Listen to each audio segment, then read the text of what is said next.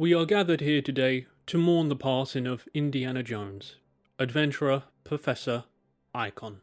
Indy is without doubt one of the most recognisable characters in all of fiction. The sheer insane number of parodies, affectations and homages spawned from these movies is so vast even Albert Einstein couldn't calculate them all without suffering a mental breakdown. And in 1989 we bade a fond farewell to Indy, riding off into the sunset after one of the greatest trilogies ever made. What a perfect ending. But at the turn of the millennia, rumours began. Whispers of a fourth Indiana Jones movie were stirring through the fanbase. And in 2008, those rumours were found to be true. The world was treated to a fourth adventure with our favourite archaeologist.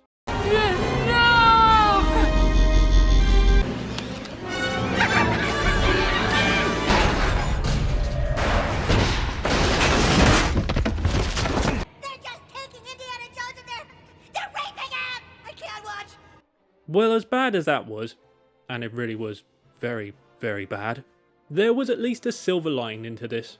Nobody would ever be so fucking moronic as to make a fifth movie. Indiana Jones could at last rest in peace. Oh, for fuck's sake. When Disney acquired Lucasfilm in 2012, they got everything. Star Wars, Willow, George Lucas's dangly neck thingy, and of course Indiana Jones. With their unique blend of greed, arrogance and incompetence, Disney can dig up a corpse, bend it over and have their fun in a way nobody else can.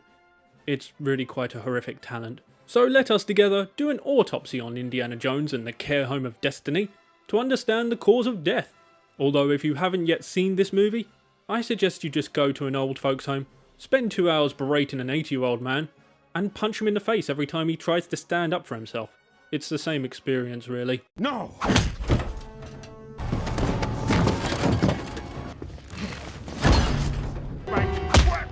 Me too. So our story begins in 1945. With the war drawing to an end, those wacky Nazis are gathering any and all historical artifacts they can, in a desperate attempt to salvage victory from the jaws of defeat. CGI Rubber Indy and his never before mentioned, but he was always there, trust me bro, friend Basil Shaw, played by the talented and criminally underrated Toby Jones, are there to retrieve the Spear of Longinus, the blade that cut the side of Jesus himself whilst he was tied to the cross. It's nice to see they value Jesus' BDSM toys. Oh, I'm so getting cancelled for that one. Rubber Indy, who speaks with an old man's voice, is captured by the Nazis and lynched, partially because he agreed to return for Rise of Palpatine. Ray Skywalker. I swear to God. Then the building is blown up, with Rubber Indy surviving, being flung around by his neck. Everything is absolutely fine. He's not even mildly inconvenienced. Now, the Indiana Jones movies have always been a little cartoonish with injuries, what the human body can and cannot do, and much like many action and adventure movies, there is a little artistic licensing for the realism. But this scene, along with several others throughout this movie, is not only a problem with Indy 5, but indeed a problem with many modern action and adventure movies. The need to exceed the movies of previous generations, to take the action that one step further, because bigger is better. But there are a few problems with this mentality. First being that smaller stakes are more personal and therefore easier for audiences to invest in. If your audience doesn't care, then the action's pointless. The second is that putting your protagonist in more chaotic situations means that you need to come up with more contrived ways for your protagonist to survive. And in today's movies, protagonists tend to survive these crazier situations with less injuries than they did 30 years ago. The third problem is that making the action more crazy and the situations more dangerous means the action becomes too fast and often CGI reliant, frequently requiring slow motion shots for us to see how the heroes survived, making the action completely weightless and impossible to follow. Take the Terminator for example. The fight between the T-800 and T-1000 in the steel mill in Terminator 2 is one of the most tense encounters in cinema history. On paper it's pretty basic. Aside from the T-1000 doing a little shapeshifting, there's no CGI, it's not overly choreographed, and it's over in just a minute or so. But we know the stakes. We know just how powerful the T-1000 is, and even the T-800 is aware this is probably his last stand. Now look at the plane battle in Terminator Dark Fate. And I am truly sorry I had to remind you all that movie exists. I really am. That fight has just about every issue I mentioned before. It's not personal because we don't know or care for these characters. The whole situation is as chaotic as a punch-up with a stone schizophrenic. There's an over-reliance on CGI, the protagonists often have to be saved by contrivances only visible in slow-motion shots, and everything just feels so hollow and weightless. Again, on paper, Dark Fate has massive action, state-of-the-art effects, anti-gravity, tons of weapons, a more powerful villain, explosions, and a longer runtime, whereas T2 is essentially two guys clumsily slamming each other into walls for a minute or so. Yet you'd be hard pushed to find anyone who prefers the plain flight in Dark Fate, and if you do find someone who prefers that, you should do your civic duty and push them in front of a bus. It really is the kindest thing for them. Shoot them all and let God sort them out. Anyway, some bullshit happens and Rubber Indy escapes the Nazis and that pesky Newts. Then he watches the bad guys putting the spear on a stationary train.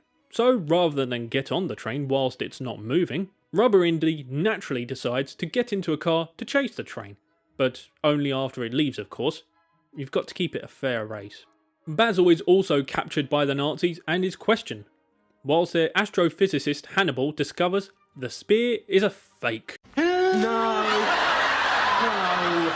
Yeah, I know I'm just copying the nickname from my Rogue One video, but hey, if it's not broke, don't fix it. Despite the disappointment of not finding Jesus' BDSM gear, Hannibal does have some good news for his fellow Nazis. He just so happens to have half of the Antitheca mechanism, invented by Archimedes to travel through time. What a load of bullshit. Now, in real life, the Antitheca, I think that's how it's pronounced, mechanism was considered the world's first example of an analog computer, designed to predict astrological cycles, including, but not limited to, planet alignments and lunar eclipses. Quite a revolutionary device for its time, but not a time machine. It was also theorised to have been invented by Poseidonus, who was born 8 years after Archimedes died, as archaeologists found the Antitheca in a shipwreck and were able to estimate the age of the ship and where it set sail from, going by the design. Fortunately, Rubber Jones finds Basil by pure chance, having previously had no idea his friend had been captured. So had they not bumped into each other, Basil would get to spend some time in a Nazi prison. They both grab the Antitheca, or dial as this movie calls it, thankfully, and get away on top of the train. Hannibal tries to follow them both, but gets hit in the head with a metal pole whilst travelling at 90 miles an hour and falls from a speeding train. So he's 100% definitely dead. So with Hannibal dead, his head taken clean off, I thought an actor of Mad Mikkelsen's calibre would have had a larger role. Rubber Jones and Basil jump off the train and get away safely with the dial. Another fun adventure for Dr. Jones. Bravo! Now, despite my criticisms of this part, it was decent enough. It copied enough of the basic formula for Indiana Jones and gave us a safe, weightless, but serviceable and non-offensive 20 minutes of Indiana Jones doing what he does best. Beating bad guys, preserving history, and saving the day. Hey, come on, baby! Come on! Yes! Come on! Ah! Now it's present day 1969, where India's become a broken, useless... Oh, no wait, wrong one. Where India's become a... Oh, fucking hell, why are there so many of these? Ah, here we go. Where India's become a broken, useless, pitiful, failed old loser. Such originality, Disney. I don't know where you got this idea from. Sometimes if you listen very carefully, you can hear my genius. You know, if Hollywood is to be believed, I've got less than 20 years before I'm like this. That's a comforting thought. Dementia Indy wakes up from having fallen asleep in front of the telly, thankful that his Inconti pants have held up throughout the night. This already just feels off. Indiana Jones falling asleep in his underwear in front of the TV. When not on his adventures, Indy was always a sophisticated man, well dressed with a suave, ruggish charm, pouring a glass of nice whiskey, enjoying his books, indulging in his love of history, and relishing in the peaceful sanctuary of his teaching. Just owning a TV doesn't feel right for Dr. Indiana Jones, much less this shambles. After shouting at his neighbours to turn down that damn rock music, he shuffles off to work, not caring about the moon landing. Seems like the sort of thing Indy would care about. either excited for witnessing history being made with his own eyes, or maybe disillusioned the fact that his old-fashioned world is disappearing, and he's getting left behind in the pages of history. But nope, he just doesn't care either way. He's giving a lecture at a university, not Marshall College anymore.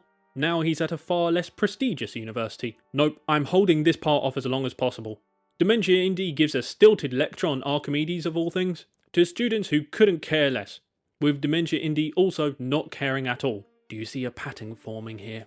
Used to be, Indy loved teaching the next generation, passing on his knowledge in an engaging way, with his students hanging on his every word, and not just the ones who fancied him. Then Dementia Indy attends a surprise retirement party for him. No, not yet. Given a gift and once again not caring. Yes, we get it, film. He doesn't care about anything. Nothing at all, he's just running the clock. And a little side note here, the spell check kept on changing the word clock to cock. I don't even want to know what my tablet has been looking up behind my back. What are you putting on top? Cock. Then Dementia Indy does his old man shuffle to the nearest bar. Ah! Fuck off, Phoebe! Elsewhere in a nice hotel, a few CIA agents are with some Nazis, including Giant Nazi played by that human tank from Reacher, indulging their whims because their boss is one of America's most valued scientists. It turns out Hannibal is the lead Nazi, having not only survived getting hit by a metal pole whilst travelling 90 miles an hour without a scratch, but he's also barely aged in the past 24 years. Damn, if that's how he ages, I might have to give decapitation a try. After all, what's the worst that can happen?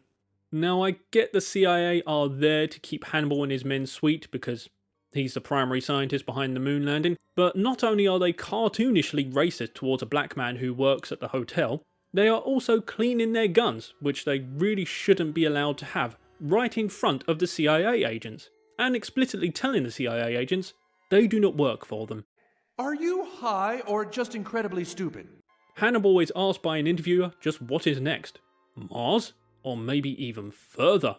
But he declares, no, we have conquered space. That's not exactly how it works, mate. There are other parts of space beyond just the nearest thing to us. Considering the only reason the CIA are allowing Hannibal to do whatever the hell he wants, he should probably keep up the pretense that he will continue his work for the US government. But instead he's actively telling everyone that he's done. He's going to be moving on soon. Not a wise move, Hannibal. Yeah!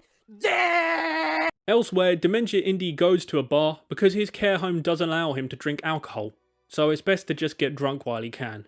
Okay, I've put this off as long as possible, but it's time to bite the bullet. He's then approached by Phoebe Waller-Bridge. Yay.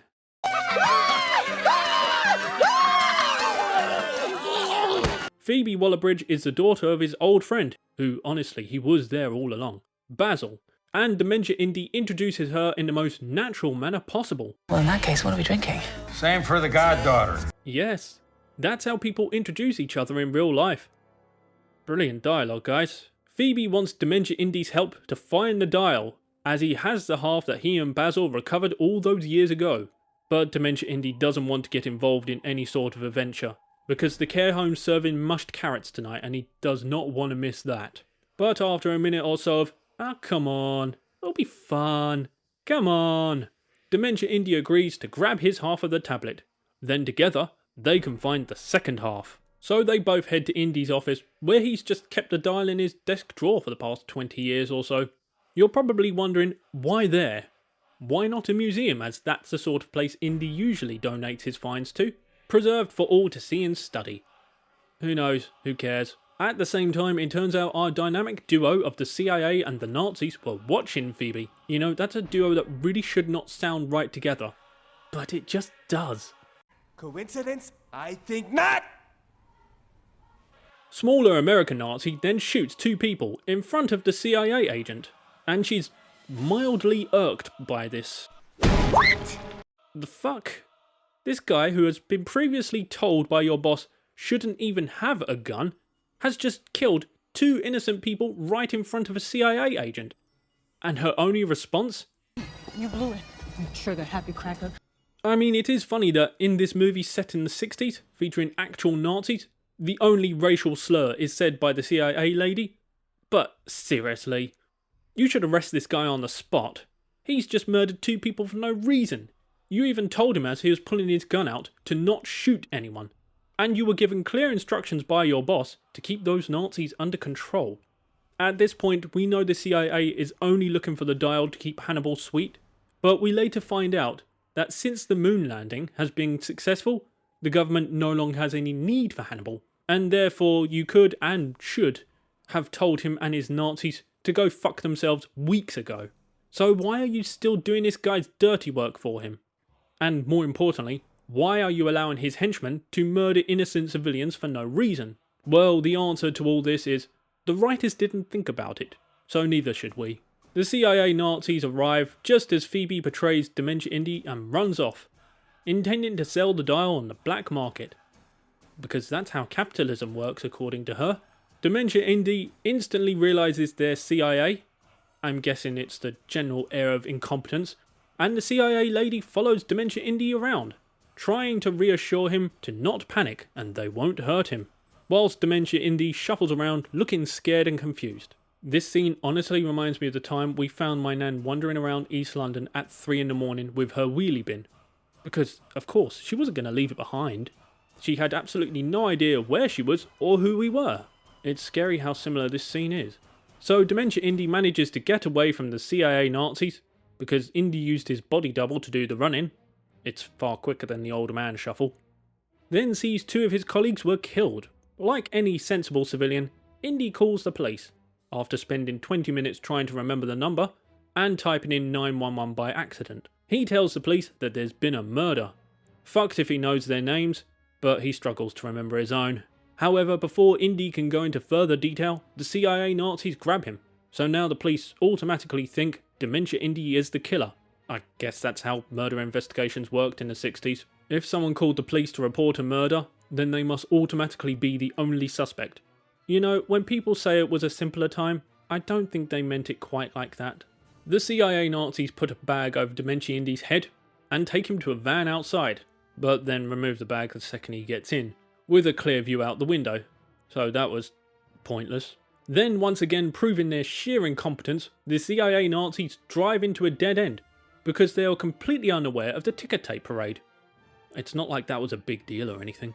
So rather than waiting in the van for a minute for the car behind them to reverse, the CIA Nazis decide to walk out on foot. No idea where they're heading to or why they're bringing Dementia Indy with them, but fuck it, who cares? Dementia Indy then starts a chant of, "Hell no, we won't go!" clearly under the impression that they're taking him to the rec room to play bingo. But it gets the crowd riled up so he can get away. No bingo today. B3. You sunk my battleship. Once again the Nazis start to open fire into the crowd of innocent people, with neither the CIA or police doing anything about this. I know guns are a bit more common in America than they are over here, but this is ridiculous. Then Dementia Indy once again calls his stunt double to race a horse through the subway and escape the CIA Nazis, which is totally something horses can do, as they're well known for their love of confined, loud spaces, third rail voltages, and uneven gravelly terrain to run on. Seriously, no, don't fuck around. That night, Dementia Indy is wandering a street, completely lost and trying to find his way back to the care home, when Saul finds him, having moved from Egypt to New York some years ago and become a taxi driver. Saul tells Dementia Indy that Phoebe Waller-Bridge will sell the dial half in Tangier, specifically the Black Market Hotel tomorrow at around 5ish. As it turns out, that is literally the only time and place on Earth where black market stuff is sold. Really? There's no other place or time. Ever. Okay.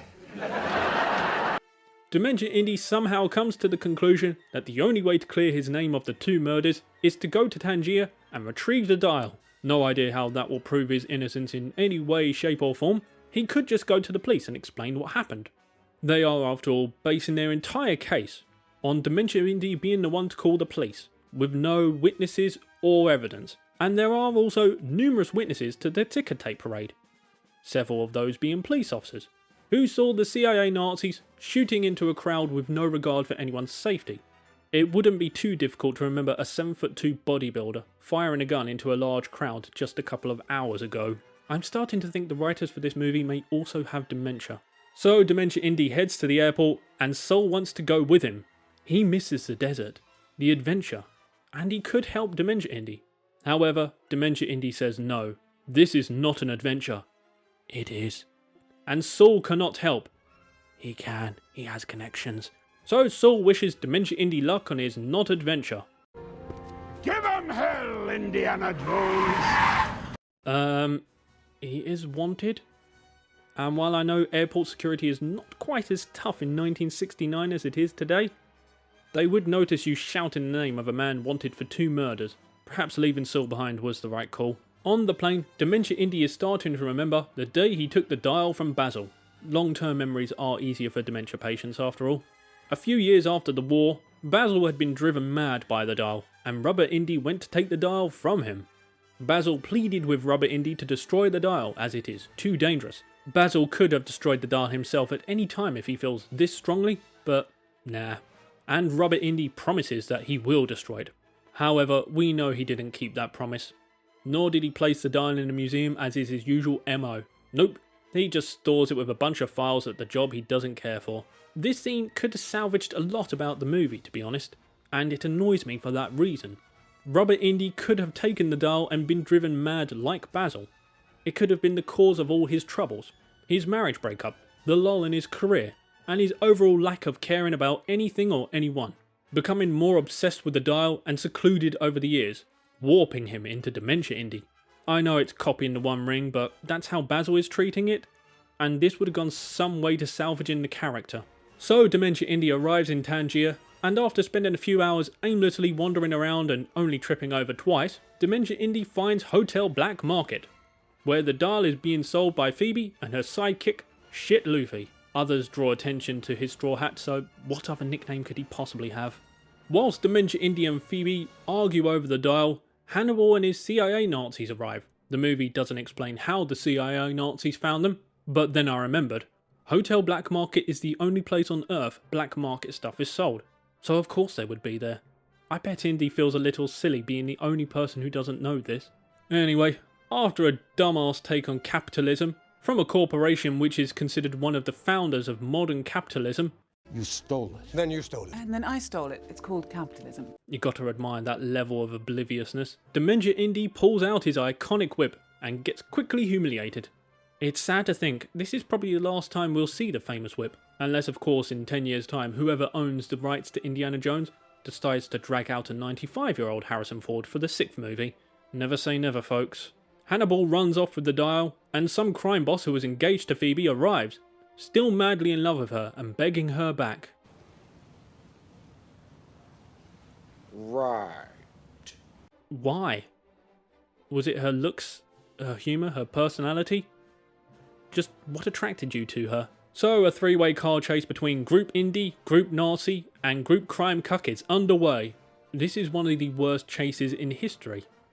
The overuse of CGI, the weightlessness of it all, the fact that it's impossible to follow anything that's happening. This fucking line. How did you end up like this? Resourceful, daring, beautiful, self-sufficient! Please, writers, just tell us all this character's traits rather than show anything. And it's all exasperated by being 7 minutes long. You really do feel every minute. The chase ends with Team Indy getting away safe but empty-handed, Team Crime Cuck crashing, and Team Nazi cornered by the police. But don't worry, the next time we see Team Nazi, they're all free. It's not even mentioned that they were caught red-handed by the police, having a high-speed gunfight. I guess the police in this movie operate under a very strict boys will be boys policy. Oh hey, shit happens, you know. Dementia Indy, Phoebe and Shit Luffy pull over, where it turns out Phoebe remembered every detail of her father's work. All 7 books, word for word. Yeah, okay. Including the directions to something called the Graphicos, which has directions to the second part of the dial. So now they have a new goal. Find the MacGuffin, so they can get directions to the next MacGuffin, so they can connect the first MacGuffin, and what is it exactly they want to do with this thing? Ah, fuck it, who cares? Dementia Indy then has to beg Phoebe Waller-Bridge to let him join on the adventure because, let's be honest, this isn't his adventure. And Phoebe and Shit Luffy begrudgingly let him tag along, only because he knows someone with a boat for diving and they don't. I'm not joking. That's Dementia Indy's only reason for being now. He knows a guy, so that'll save them a few quid. I feel like I'm gonna throw up. But at least Dementia Indy doesn't have to go back home. He's just happy to be outside for a bit. Meanwhile, the CIA Nazis, after being let go from the Tangian police with a first warning, are flying back to America. CIA lady tells Hannibal that she's done indulging him in his quest for the dial. The American government never cared for it. And now that Hannibal's fulfilled his purpose by putting them on the moon, they're done with him. Again, Hannibal got you to the moon weeks ago, you moron. Why have you been indulging him till now, when by your own admission you no longer have any need for him? You probably should have stopped doing what Hannibal wanted, when his men were cleaning their guns right in front of you. You probably should have stopped doing what Hannibal wanted, when his men told you to your face that they don't work for you. You definitely should have stopped doing what Hannibal wanted, when his men killed 2 innocent people right in front of you and fired into a public parade. But now, finally, Hannibal flying them all to Tangier and having a gunfight in the street is the final straw. I would say better late than never, but it really isn't. Yeah! Yeah! Being the stone cold genius that she is, CIA lady decides that having this talk on a small crowded plane, whilst unarmed and surrounded by Hannibal's men, including Giant Nazi, is a good idea. Then shrewdly decides to arrest Hannibal by herself in these conditions. Yeah, hardly a shock, it doesn't end well for CIA lady. And as she's dying, Hannibal tells her his real name. My name is Follow. You can follow. Who cares? Is that supposed to mean anything to her? Or us? With the divorce of the CIA and Nazis final, Hannibal redirects the plane to get the searching MacGuffin. Phoebe, Shit Luffy along with their demented old luggage, arrive in Greece and meet his old friend Zorro. That night, during his sundown in phase, Dementia Indy and Phoebe talk about what they would do if they had the power of time travel. No one ever says play the stock market. Dementia Indy says he would go back to save his son. I guess the elephant in the room had to be mentioned once in this movie. His son Mutt enlisted in the Vietnam War purely to piss off Dementia Indy and died in combat. Well, this makes little sense. Let's dissect why, shall we? Indiana Jones, before he got dementia, was a man of his time, a patriotic war vet, having served in the Second World War and earned a lot of accolades during his time. So he's the sort of parent who would be proud to see his son enlist. Mutt, on the other hand, was a young man more of his time, an anarchist who rebelled against the system, dropping out of school, breaking the law, and refusing to do the things that was expected of him by the country. There's little chance he would want to enlist in the army, particularly to fight in a war so divisive as Vietnam. It's more likely the roles would be reversed, with Indy wanting Mutt to serve his nation, and Mutt only doing so in order to live up to his father's name. Not only would that make more sense for the characters, but it would also explain why Indy became so broken and depressed over the years.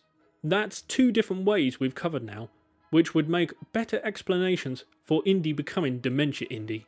Now, regular viewers will have noticed I like to think of different ways to slip in the whole like and subscribe bit, but for this video I just can't think of any creative way to ask you all to subscribe, so instead I'm just going to show you some cute animals.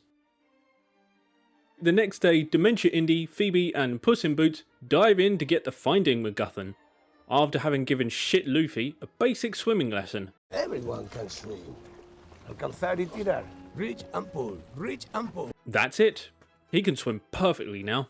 Funny enough, I actually can't swim myself. If only someone had taught me this. I could have been the next Michael Phelps. So they dive down, grab the MacGuffin, and when they resurface, Hannibal is waiting for them. I really love how this guy just keeps showing up without any explanation as to how he found them. It's quality writing like this that a $200 million movie needs. Blah, blah, blah, blah, blah, blah. Finished! Hannibal wants Dementia Indy to translate the directions on the MacGuffin, but he refuses. So Hannibal kills the guy from Spy Kids, I can't remember the character's name, then lights himself a cigarette, something he has never done before or will never do again. I'm sure this won't be relevant in any way though. Dementia Indy then tanks a punch from Giant Nazi. Fucking hell. That should kill a man of his age. To be honest, I wouldn't fancy surviving a smack from this guy. And Phoebe offers to translate instead for a load of cash, even throwing in some patronising lectures for free. What a generous offer. Then she grabs Hannibal's cigarette and uses it to light a stick of dynamite, allowing Phoebe, Shit Luffy and their demented luggage an opening to escape. Good thing Hannibal decided at that very moment to take up smoking.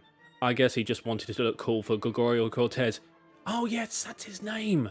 Knew it would come to me. Now, before anyone states the fact that it was the 60s and everyone smoked back then, Hannibal is a hardcore Nazi, and that wacky old Hitler was a bit of a health nut. He maintained a strict vegetarian diet, and I mean actual veg, not the plant-based factory slop, believed in regular exercise, and enforced a very strict no-smoking policy among his men, fully intending to ban smoking and unhealthy foods worldwide whenever possible. So there is zero chance that Hannibal, a still loyal and extreme Nazi, would light one up. Phoebe is celebrating getting away, and Dementia Indy is upset because his friend El Mariachi has just been killed. But Phoebe brushes this off because she's just a compassionate person. In her defense, shit Luffy is far worse than her. It turns out Phoebe gave Hannibal fake directions, having worked out that the code on the MacGuffin was absolute bullshit. Under the wax, there is a solid gold tablet with the real directions. So Phoebe and shit Luffy head off to Sicily, allowing the demented old man to come with them because, bless him, he's just really enjoying being out and about. But oh no, Hannibal and his group are following them because he has fucking binoculars. Jesus, someone actually wrote that. And none of the Dementia squad notice another ship following them for the whole journey. Not even when they will have to inevitably stop for fuel and repairs. Observant bunch these lot, aren't they? Now in Sicily, shit Luffy sees some kids laughing at him for having a straw hat. Then he and Phoebe talk about Dementia Indy, having last seen him asking some seagulls for directions to the nearest barbers. Shit Luffy wants to leave Dementia Indy behind and sell the tablet off. But Phoebe wants to find the final MacGuffin, for no reason beyond curiosity. So then shit Luffy goes off to steal from the kids who laughed at him before, thus beginning his journey to becoming evil Luffy. I am the villain. But then he is caught by Hannibal, and Dementia Indy, having concluded his business with the seagulls, tries to chase after them, but it turns out an old man shuffle isn't quite fast enough to keep up with a speeding car. I am shocked! Shocked! Well, not that shocked. Phoebe is now worried about shit Luffy, but Dementia Indy doesn't want to admit he has absolutely no idea who she's talking about, and starts masking, telling her that he'll be absolutely fine because of, thingies. You know, them lot. They won't hurt. What's his name? So now Phoebe is sure that shit Luffy will be fine, and they both head off the Ear of Dionysus caves to finally find the last MacGuffin, the second half of the dial, navigating a series of puzzles. Look, it's like Raiders, but worse. Meanwhile, Hannibal and his Nazi gang, with shit Luffy in tow, navigate through the caves as well, when shit Luffy and Giant Nazi fall into the stream. Thankfully, because of the intense swimming lessons shit Luffy received earlier, he's able to swim through the currents and handcuff Giant Nazi to a metal grate, ensuring that the guy suffers a very horrible death. Yeah, there was a good chance he wouldn't manage to make it through, but those cuffs all but guarantee the Giant Nazi will die a very slow and painful death. So now shit Luffy has officially graduated to evil Luffy. Does it feel good? Eventually, Phoebe and her sidekick Dementia Indy manage to find the dial. So this, I guess, proves Dementia Indy was innocent of double murder after all, somehow. Then all of a sudden, Hannibal with his remaining Nazi friends arrive, take the dial, and shoot Dementia Indy, whilst he tells Phoebe to get away. Now, in fairness to Phoebe, she actually didn't want to leave him behind, and it's not like she could have done much to help anyway, so I don't blame her for this one. Now Dementia Indy is wounded, defenseless, and about 87% sure he's just had a trouser accident. And Hannibal has the man who took the dial from him 24 years ago, the man who threw him off a speeding train and took his head clean off of a metal pole, completely at his mercy, ready to deliver the final shot, getting both his revenge and eliminating a threat. The fact that this confused 80-year-old man has been a genuine threat to his plans shows just how incompetent a villain Hannibal is. However, rather than just point-blank shoot him, like he has to many people at this point, Hannibal decides to take Dementia Indy with him. What? Phoebe and evil Luffy see them drag Dementia Indy away, presumably to get him changed, and Phoebe wants to go after him to save Indy, as does evil Luffy. I'm assuming evil Luffy just wants to pry out his fillings. The Nazis then head to an airbase which just so happens to be on the island of Sicily, complete with a bunch of their soldiers, all dressed in 1940s Nazi uniforms, and a 40s Nazi bomber plane, fully fueled and ready to fly. Really? Is it? Well, lucky us. That's lucky. Had they found the second half of the dial on literally any other place on Earth, these lot would be feeling rather stupid right now. They drag Dementia Indy onto the plane and set off, ready to travel back in time. Meanwhile, Phoebe and evil Luffy have also arrived at the airbase, and Phoebe sees a small plane and asks evil Luffy if he can fly that thing. Evil Luffy says he can't fly that plane, and Phoebe responds that he can't fly any plane. So why fucking ask him, you idiot? I'm completely calm! The writers definitely have dementia as well, because they clearly forgotten what they've written and forgotten to do a second draft. Regardless, evil Luffy jumps in the plane, hotwires it, and starts flying without any trouble. Evil Luffy may very well be the fastest learner in history.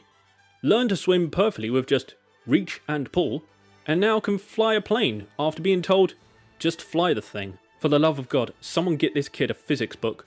He could crack cold fusion within an hour. Phoebe manages to get on the Nazi plane in a way that would make Ethan Hunt blush, and evil Luffy follows in his little plane, because they both saw the script and realise they'll need a way to fly back at the end. Hannibal then reveals his evil plan to Dementia Indy, and this is where things get really good. His plan is to travel back to 1939 and kill Hitler. Then, somehow, he'll just become the new Führer.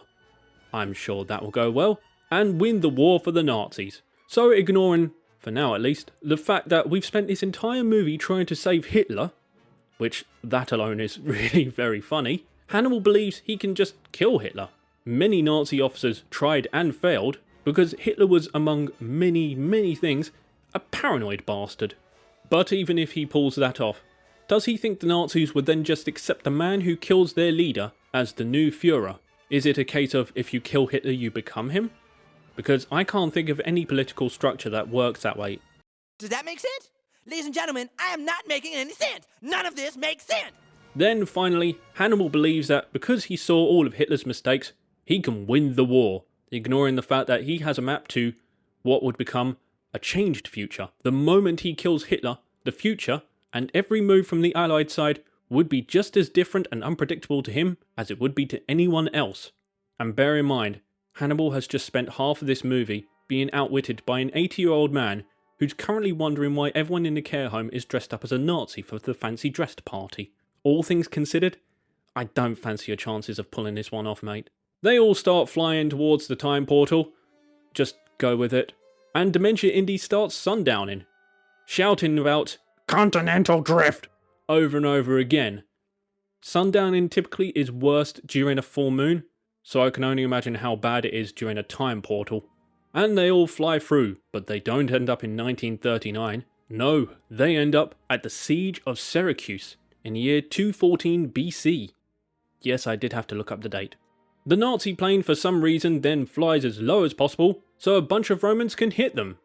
Then they start shooting the Romans, with even Dementia Indy, who seems to have forgotten he was shot, calling them a bunch of idiots. Even the writers seem to be aware at this point they are writing absolute horse shit. So the Romans shoot down the plane. Probably should have flown a little higher than 100 feet. Dementia Indy and Phoebe grab a parachute and jump out of the plane, whilst Hannibal and his Nazis crash and die. This idiot honestly believed he could take out Hitler, then win the Second World War. He was beaten by Romans, whose weapons were outdated by 2,000 years, because he forgot that planes can go up. An imbecile. Yeah. Like the dumbest motherfucker that ever lived.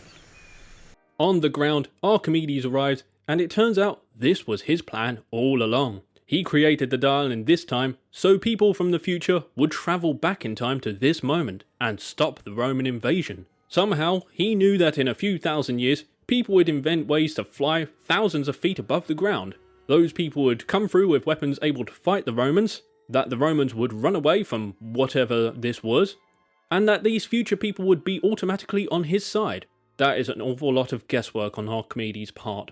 As Phoebe puts it, the cards were stacked for the dial to always bring people to this moment. So Dementia Indy's inane ramblings about continental drift were complete dementia nonsense. Evil Luffy lands. Oh yeah, the plane's actual pilot was sleeping in the back. I'm sure Evil Luffy will shank him on the way back. And Dementia Indy has finally accepted he's completely lost and has no way of getting back to the care home. Pity, it's apple crumble night tonight. So Dementia Indy decides he wants to stay there and just die. Why does Hollywood seem to believe we all want to see our heroes so broken they actively wish they were dead? But Phoebe isn't having any of that shit. He needs to go back to his own time. Partly because he would risk fucking up time, as if a Nazi bomber fighting the Romans and crashing hasn't already done that. And partly because the script has just remembered Dementia Indy was shot a while ago and does need medical attention. So she comes up with a plan to bring him back. A clever plan. Subtle. Me too. What the hell is that?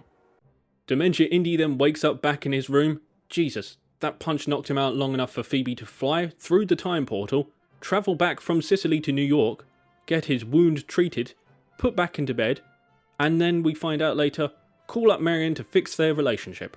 A punch that can knock him out for at least 2 days really should have killed him. And bear in mind, he managed to walk off a punch from Giant Nazi earlier. I don't know if he's still wanted for double murder, as that's not mentioned, but fuck it, who even cares at this point? So yeah, Marion's back. Turns out a phone call from a stranger was enough to salvage their marriage. Divorce papers were a bit premature then. And they do the scene from Raiders, but older and with dementia. And that's the end of not only Care Home of Destiny, but Indiana Jones as a whole. Unless they really do bring back a 95-year-old Harrison Ford in 10 years' time. It could happen. I really cannot overstate just how great an icon, not just of cinema, but all of culture, Disney managed to dump into a care home and give them too much medication with this movie. Raiders of the Lost Ark wasn't merely a masterpiece. It cemented George Lucas, Steven Spielberg, Harrison Ford, and John Williams as legendary figures within their fields. Not just flash-in-the-pan one-hit wonders who got lucky and then became irrelevant. Because so often, when someone creates a brilliant movie, they follow it up with something awful. One lightning in a bottle fluke, then a shitstorm so atrocious. The industry files them under yesterday's big thing, then starts looking for the next potential star. We've all seen it happen numerous times. One minute, you're the biggest star in the world. The next, you're some schmo working in a box factory. I heard that. Lucas, Spielberg, Ford and Williams stepped up to the plate and passed with flying colours. They all had successes before Raiders, but it proved they could keep delivering. And they really did keep delivering. Gold after gold, the lot of them. Disney looked at all of that, 40 plus years of cultural bedrock, and they said, fuck it, let's ruin that. Are we the baddies? The very worst problem with this movie is turning Indiana Jones into a broken, depressed old failure, just waiting to die. Now, if there's anyone big in Hollywood watching this video, high hopes I know, doing this to old heroes is not clever. It's not original, and it's not subversive. This shit's been done so many times in the past 15 years, it's becoming the single most frustrating cliche in all of media. There's two reasons, however, that make this particularly ironic with Indiana Jones and the Adult Diapers of Destiny. The first is that this was primarily written by James Mangold, a talented writer who has done a lot of good movies, the most famous of which being Logan. Logan is one of the few examples of the broken old hero movie that actually worked. And it worked well. Mostly because whilst Logan is old and clearly past his best, he can still kick ass. Throughout the movie, he has agency, cares for those he's close to, doesn't take shit from people, and fights one last battle, saving innocent children and going out in a fucking blaze of glory. Ultimately, Logan is still recognisably the man we all know. Indy, on the other hand, is nothing like his former self. Yeah, he's depressed and old like Logan, but that's where the similarities end. Indy has no agency, none of his wit, doesn't care about anything or anyone. His love of history is dead. He's just dragged around from scene to scene, contributing nothing to the plot beyond being a punchline for other characters. Indy doesn't get the chance to go out with a bang, to reignite that old fire. Instead, he just ends the movie begging to be left alone to die, before Phoebe Waller-Bridge fixes all his problems off screen within a day or two. Why they thought fans would want to see Dr. Henry Jones Jr. as a bumbling sidekick in his own movie, I don't know, but it is a rare miss from James Mangold. The other reason I find this treatment of Indy ironic is, funny enough, Harrison Ford himself. Let's be honest, Harrison has been phoning in performances for the paycheck for at least the last 10 years now, probably longer. And it's no secret that he never cared for Han Solo, asking numerous times for the character to be killed off. But Indy seems to be that one character he really loved most. He's always jumped at the chance to talk about Indy, and spoke highly of the movies. So with Harrison Ford's enthusiasm and James Mangold's writing, I actually had some hope that this would be a worthy final to Indiana Jones. And in fairness, Ford does actually try acting for the first time in a long time. The scene where Indy talks about the death of his son and his subsequent divorce to his wife is actually well performed. So I guess he does care. It's funny in a tragic sort of way that despite these two factors of Mangold and Ford, this may very well be the worst character assassination of all the old heroes. There's a line that's always stuck with me from the League of Extraordinary Gentlemen. Old tigers, sensing the end, are at their most fierce. And they go down fighting. I honestly believe that this mentality is the best way for a creator to approach an old hero, because that's exactly what they are, the old tiger sensing the end. There's also the unavoidable fact that Harrison Ford is just way too old for this shit. Plenty of movies have successfully used older actors for action. Actors who are clearly past their prime, but still somewhat believable in the roles because they looked physically capable. And I am including Harrison Ford himself from the days of Crystal Skull. I know Harrison Ford is in excellent shape for a man of his age, but he is a man of his age. He's reached that stage of life where he looks frail, slowly shuffling around, making his stunt double blatantly obvious, and appearing like a strong breeze could knock him over. And whilst you can get away with being older in action, once you reach that frail point, it's time to call it a day. His advanced age is so apparent that even when cast members were asked about Ford's physicality, they stated they were impressed by his ability to get up without assistance. Not so much a ringing endorsement of Ford's ability to play such a physically demanding role, rather than an admission of Father Time being unbeatable. Speaking of the rest of the cast, I guess I have to mention them in this video, so let's start with the actual main character of this movie, Phoebe Waller-Bridge. I don't care enough to look up the character's name, but let's be honest, she's just playing Phoebe Waller-Bridge. Watching this character is about as enjoyable as going to dinner with the taxman. She's selfish, arrogant, condescending, and just generally annoying. Phoebe Waller-Bridge's look at the camera wink wink style of comedy doesn't really work in a scene where several people get killed, but it's her style, so let's just throw it in there. Her character does get nicer towards the end, although she's still arrogant, condescending, and annoying. But her turning from a selfish backstabber who gladly left Indy to die at every opportunity, to a slightly more caring but still rather selfish and annoying character, just comes out of nowhere. She just transitions from one scene to the next. Character development does need to be earned naturally. It doesn't just happen because the script says so. Evil Luffy lives up to his name. The movie's creators thought to themselves, we need a short round, but let's take away his optimism, personality, loyalty, decency, humour, and just general likability. And while we're at it, let's make this new kid steal from people and kill without any problem. A large part of the difference between these two characters' likability is down to the writing. I guess the writers thought that a character who's selfish, humorless, envious, instantly talented, and ultimately pointless towards the story would be a welcome addition to the cast. Funny enough, they were wrong. But at the same time, a part of the difference does come down to the acting. I know a lot of people don't like slating younger actors, but the dialogue between Evil Luffy and Phoebe Waller-Bridge was painful to watch. Due to Ihan Izidor's delivery, I really hope I pronounced that correctly, and a lack of personality really doesn't help sell the character. By comparison, Ke Huy Quan had a personality a short round, a good rapport with Harrison Ford, and has proven beyond any doubt that he really can act. And let's be honest, even with all that in mind, Short Round was still a divisive character, so of course a worse copy would be poorly received. Hannibal is a real shame because it's yet another example of Mads Mikkelsen's talent going to waste. The character's a one-dimensional, vicious intellect type of villain, which doesn't work because the guy's about as fast as Ralph Wiggum. I'm learning. There's no menace to this guy. He barely possesses any threat, is frequently beaten and outwitted by the heroes, and only gets anywhere because the CIA is even more stupid than he is, and because the script tells him where he needs to be at all times. Every time he's challenged, he's either smacked aside with ease or cowering in near tears, which is not intimidating, it's just pathetic. Then there's his evil plan, to go back in time and kill Hitler. I honestly don't think the creators of Indiana Jones 5 even considered the fact that the heroes of this movie are essentially trying to save Hitler, which is just ridiculous.